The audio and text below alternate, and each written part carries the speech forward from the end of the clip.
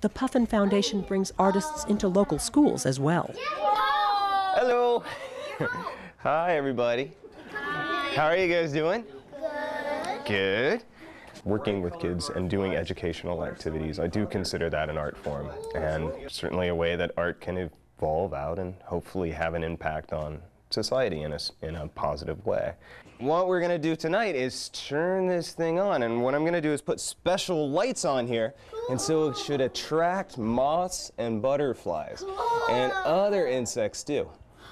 So what I thought we could work on today is maybe decorating this a little bit with paint, with some different insect images along the wings. Because what do butterfly wings usually look like?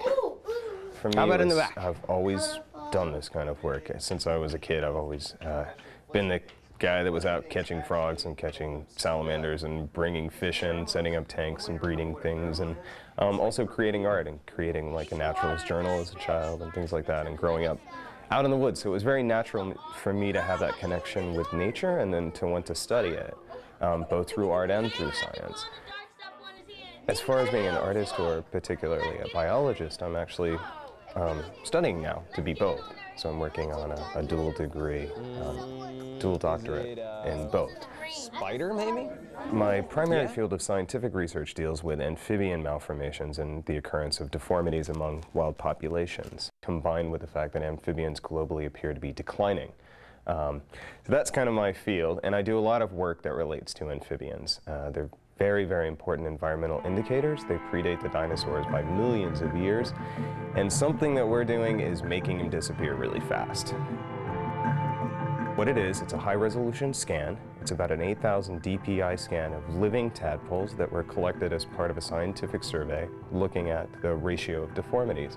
And when you first look at it, it's kind of beautiful and subtle and a little chaotic because of all the kind of things going on in the background and stuff like that.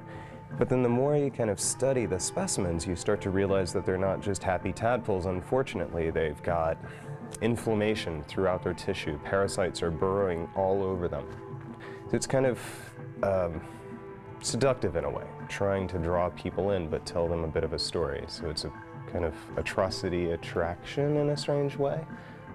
Brandon Ballinger, I think, combines, for me, the best of both the science element of ecological art and the aesthetic element.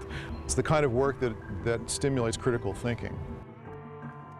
We're not doing well as a species. This relates to some of the other works in the series. Oftentimes we think of environmental issues being somewhere out here. We think of, I don't know, a rare canary purple polka-dotted snail in Sri Lanka that needs to be saved. Well, sure, they need to be saved too, but the environment is actually us as well. We are part of nature. We are part of the environment. The blood works in the exhibition, those are kind of a real confrontation for me to look at what environmentally is going on inside of myself. Being born after the Industrial Revolution, we all have probably over 100 chemicals that come from industry. Strontium, lead, cadmium, mercury, all of these are a part of us, and they're changing our life. They're changing how long we will live. They're changing IQ rates in some cases, the sex of our children. I wanted to delve in very deeply into the subject, and that's why they're kind of giant kind of fingerprints made out of my blood. Ouch, I hate needles and blood. I'm a biologist too, but I have always hated blood. But that's also, I wanted to find out what was in my own blood. He's also taken concentrations of dioxin and PCBs from the Hudson River sludge, a product of the pollution from General Electric, and is able to concentrate that, distill that down, and create a drawing medium. It's the kind of thing, it's like watching a oil slick on a puddle after the spring rain. There's a beauty to it, but what's behind it is peril to the species. So his combination of both the aesthetics and the message is unusual. I don't know, the weather's been a little wacky. We might not have very many insects, but I'm hoping. We have a couple little insects. Maybe what we could do... So it really is a collaboration between the students, myself, the public, everybody that kind of works on it and comes out and views the insects at night, but also the insects themselves. They kind of draw and paint all the surface with pheromones. And these pheromones attract more and more insects. So these pheromones often have colors, and they just leave various debris and lay eggs on them. And so this whole kind of residual, kind of what I call arthropod expressionism, really starts to grow and change over time. That looks great. Just add some. Artists that are dealing with environmental and ecological issues, it's often heavy stuff.